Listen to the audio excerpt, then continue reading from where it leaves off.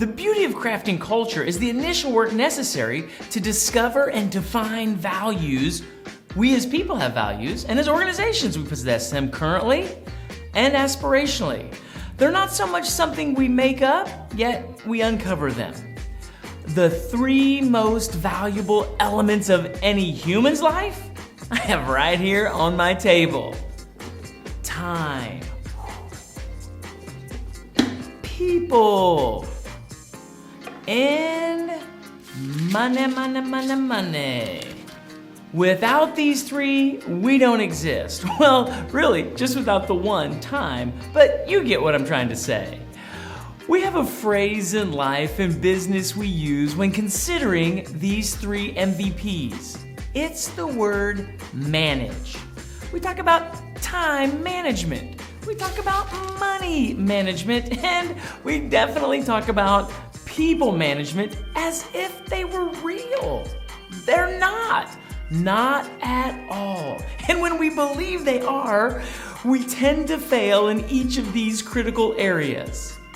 Welcome to another episode of Shaping Environments, where we stretch an idea, discovering new dimensions that expands our capacity.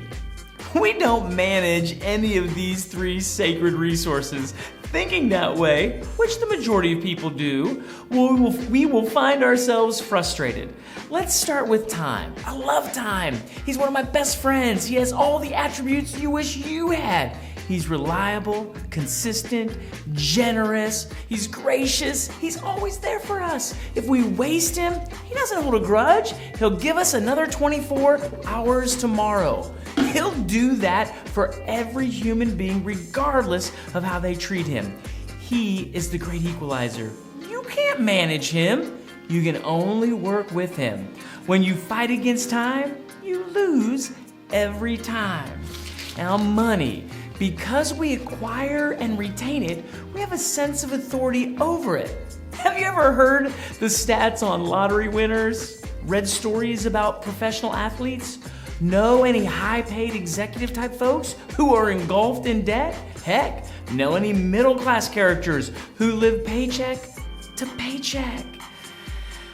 I imagine you've heard the phrase, having more money is not the solution. I was always willing to test that hypothesis. Unfortunately, we can look around our society and see the reality of that principle. We can only lead our lives in a way that benefits or suffers from our relationship with money and people. If you're a supervisor in management or have layers in the org chart reporting under you, this is a conflicting reality. By definition, you are managing. Yet we know the greatest indicator of engagement, success, and satisfaction of any employee is directly connected to their manager. And the stats aren't pretty. Like the other two sacred resources, I beg you to reconsider the language you use to describe the interaction between you and those under your care. Remove manage, replace it with relate. That provides the accurate framework we're actually living. Time is constant, money is variable, people are fluid. We can't manage any of them, but we do have a relationship with each of them. How you relate directly impacts if there'll be an asset or detriment in your life.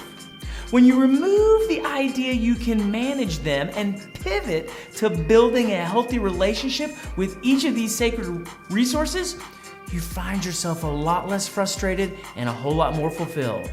Have you experienced people in your life who seem to be able to accomplish so much, who stretch a dollar for miles, or have people around always willing to help? It's because of how they relate. What do you think about removing manage from your vocabulary?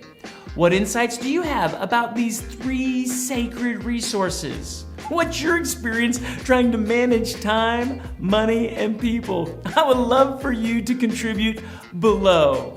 My name is Greg Hawks. We shape environments where everyone gets to contribute their best daily. Thanks for letting us serve you.